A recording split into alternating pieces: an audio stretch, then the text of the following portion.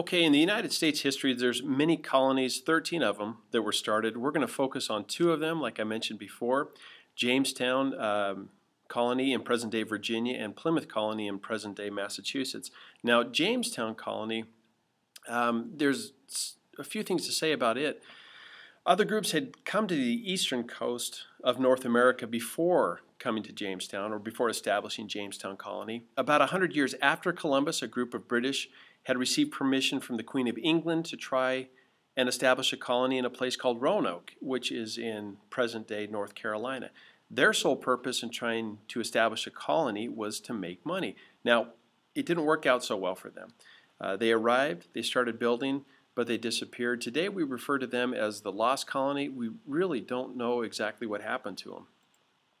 Now, the Jamestown colony, in the early 1600s, another group of investors approached the King of England with a business proposal.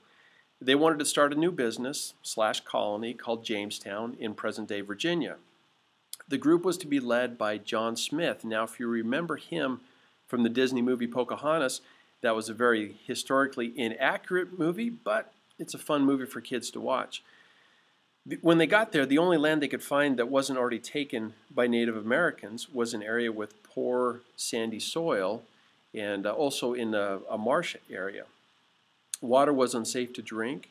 Not all were willing to work. In fact, 45 of the people were identified as, quote, gentlemen and would not consider working with their hands.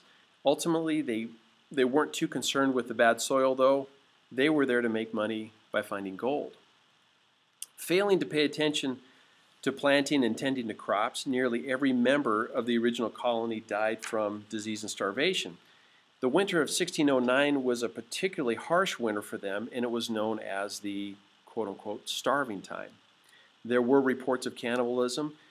People had dug up graves looking for a food source, looking to eat dead bodies. It's pretty nasty. Things were really tough for them. One man was even burned at the stake as punishment for killing his pregnant wife so he could eat her for food. Ultimately, it was a terrible winter that they had. Now, of the original 200 or so settlers that were in Jamestown, that winter only 60 of them survived. There were more shiploads of others who were sent to prop up the dying colony. These were led by a person by the name of John Rolfe. Now, John Rolfe is famous for two things. The first thing he's famous for is marrying the Native American princess called Pocahontas. Now, ultimately, this marriage led to better relationships with the natives in the area. The second thing that he's famous for is he didn't look for gold. He said, we're going to start growing some things. And he was the first European to start planting tobacco in any colonies at all here in the United States.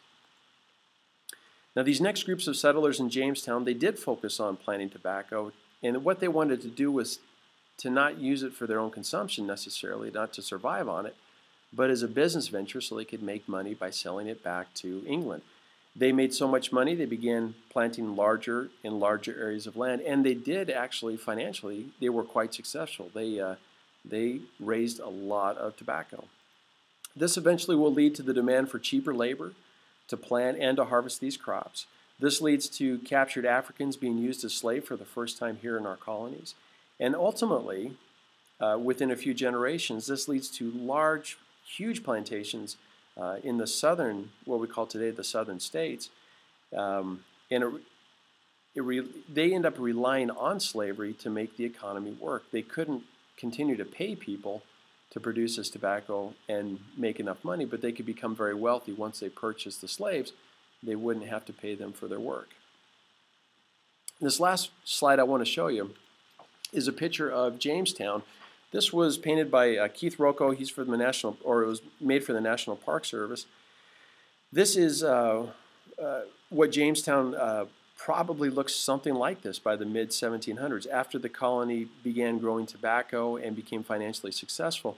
And it's hard to see, but if you look in the upper left-hand corner, you can see some slave that's being traded here. So it didn't take long once they began growing tobacco to become a financially successful colony here for England.